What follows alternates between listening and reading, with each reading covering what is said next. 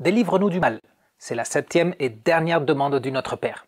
C'est aussi la dernière demande de la 3e partie des pétitions en rapport aux choses qui nous font souffrir. Le mal est synonyme de souffrance, mais il y a plusieurs mal desquels Dieu peut nous délivrer. Lisons d'abord l'explication du catéchisme sur cette 7e demande.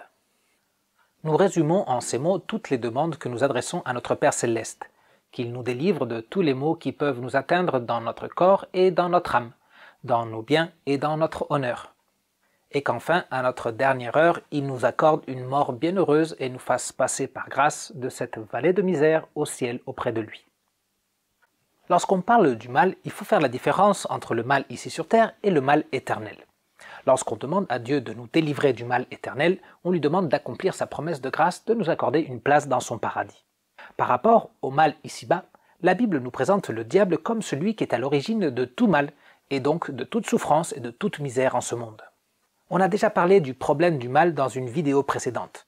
Le mal est une réalité dans laquelle nous sommes entrés à cause du péché et de laquelle on ne se débarrassera que dans le paradis. À propos du mal qu'on souffre ici-bas, lisons Matthieu 5,39. Mais moi je vous dis de ne pas résister aux méchants. Si quelqu'un te gifle sur la joue droite, tends lui aussi l'autre. Il y a toutes sortes de mal dans ce monde. Le péché a tout corrompu. Le mal nous opprime et nous angoisse.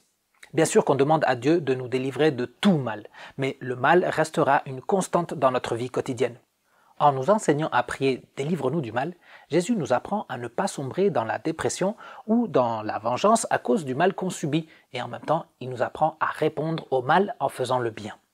On lit aussi dans Matthieu 26, 39 et 42. Puis il avança de quelques pas, se jeta le visage contre terre et fit cette prière. « Mon Père, si cela est possible, que cette coupe s'éloigne de moi, toutefois, que ta volonté soit faite. » Puisque le mal est une constante et le restera tout au long de notre vie, lorsque nous voyons le mal s'approcher, on doit demander à Dieu de le séparer de nous. Mais en même temps, on doit tout soumettre à sa volonté. Si le mal qu'on va traverser servira au témoignage du royaume de Dieu et à la volonté de Dieu de sauver l'humanité, alors il faut aussi l'accepter et l'affronter avec foi. La raison pour affronter le mal avec foi se base aussi sur une promesse de Dieu. On lit dans Genèse 50, 20. « Vous aviez projeté de me faire du mal, Dieu l'a changé en bien pour accomplir ce qui arrive aujourd'hui, pour sauver la vie à un peuple nombreux. » La vie chrétienne est une vie sous la croix. Personne ne peut promettre au nom de Dieu une vie sans souffrance et sans douleur. Par contre, Dieu veut qu'on promette en son nom que dans la souffrance et dans la douleur, il ne nous abandonnera pas et il nous soutiendra toujours. Le mal n'a aucune emprise sur nous.